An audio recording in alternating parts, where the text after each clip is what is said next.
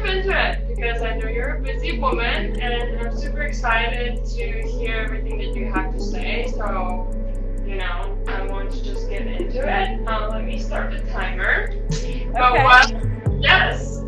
while I start the timer, why don't you start out by telling us more about yourself? Who you are, what you do, and also how you got there.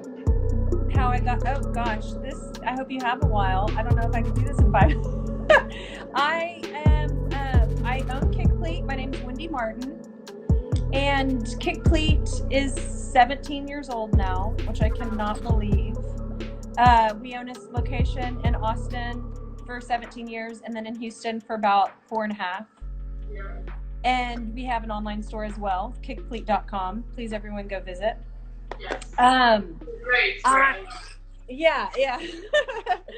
And I feel like I've been doing this most of my adult career, although I didn't start until I was 30. So, and how I got here is basically a leap into the unknown, and what seemed like maybe a bad decision actually worked out and turned out okay.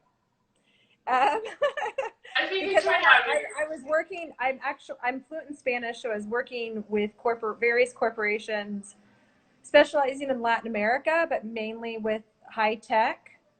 Like I worked at Dell. My job before Kickplete was as sales manager at Dell Latin America for about 5 years. And that was from like 25 to 30. And then I've been doing Kickplete for the next 17 years. That's a big switch, kind of from tech, It is. to fashion. Why? How did you make that switch? Why did you decide to do that? Well, I kind of went through a midlife crisis when I was young, and at the time, this was the 90s when Dell Computer was doing super well and had stock options and opportunities to do that. And so because I had invested in those, it allowed me to open up Kickplete. It started in like a tiny little house in Austin, very small. And I opened it not knowing what I was doing and taught myself everything. And I think to this day, like I don't consider myself like a fashion person, like you might ask me some obscure fact about some creative director at some main fashion house, and I don't pay attention. I don't care. Yeah. I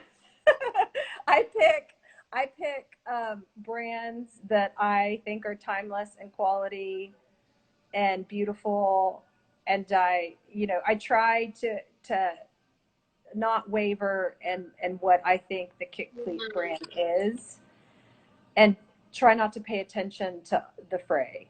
So maybe it's been a strength in a way. I think so. You kind of answered, that was going to be one of my last questions, but you kind of started talking about it already, so maybe we can go a little bit more into that. Like, what sets a designer apart for you? Obviously, you already said timeless, and, like... I always, what, I have 3 tenets. Like, when I see my designers and I can't decide if I should pick it up for the store, I always go back to 3 adjectives: timeless, quality, and comfort. So I want my females to be comfortable if they're going to somewhere dressy, or if they're going to life or just living their life. I think it's pro woman. I don't think you have to be revealing to be sexy. I think you just need to have your own individual style. And one of the things I hear the most about Kickplete is I never get rid of my Kickplete stuff. So that makes me so happy because it's, become a staple. And I also think like, the clothing and shoes and jewelry can be more expensive. So buy things, much like a European, like buy beautiful things that last forever. Don't buy as many of them maybe, and have, look amazing, make it timeless. That is my, that's my thought. It's worth it. If you buy like a load from, Madewell or H&M or wherever you're doing that, it is more affordable, but it's not going to last. You're going to hate it in 6 months. It doesn't have a good footprint on the globe. And you know, there's just like there's a lot of costs in that. So I'm doing the opposite of that. I love that. And do you feel? I feel like we're going a completely different direction, but I hope that's okay. Yeah, just let's be free. You know, let's Yeah. be whimsical.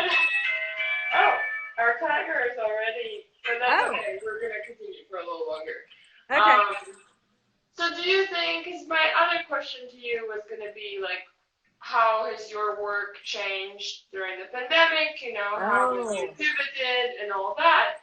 But I kind of also want to go into what you said about, you know, fast fashion and H&M. Do you think that not only your work is pivoted, but do you think the industry in general and the way people are going to be buying things, do you think that's going to be changing as well? Like, are there going to be more people paying attention to what's good for environment, or like, what are you like? Are you seeing? I don't know. Are you seeing any changes? Yeah, already. I think if I had a crystal ball, girl, if only I could. But I think the globe has changed.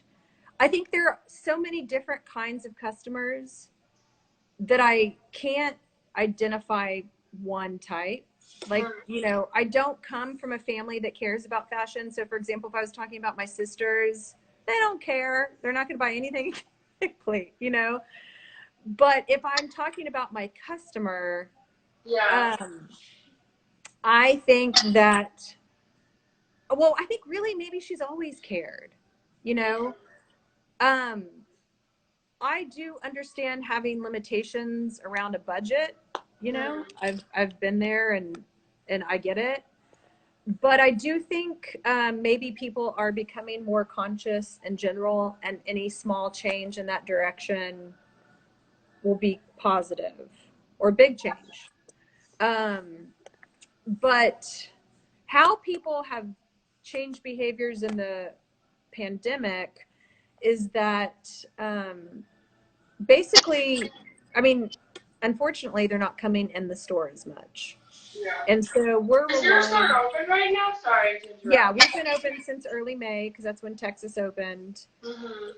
But not many people are coming in. So we're relying heavily on drop-offs, reaching out, knowing our client, saying we've gotten the following things in.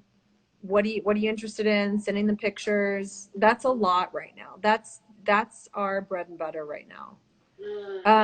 What I am concerned about with that scenarios is, what about the new customers? What about the people we don't know yet? You know, which I, you know, always hope to be getting new customers in. So that's it right now. What the future holds, I'm curious to see. Like, you know, I hope that the brick and mortar experience is still valid and happening, because such great relationships are formed. It's beautiful. It's an experience. Like, I just hope that the future isn't, let's all stay indoors and not talk to people and get in our corner of our home. Like, that depresses me. So I hope brick and mortar is still valid. Right now, it's slowish. I invite people to, the Kick Cleat's basically made for the coronavirus. It's wide and spacious and airy. And there's no one in here. And it's spotless and clean, and everyone's wearing a mask. Yeah. So. Yeah, I've been to your store in Austin, and I can attest to that. It's true. It's wide and spacious, and people can Yeah. That's great. Exactly.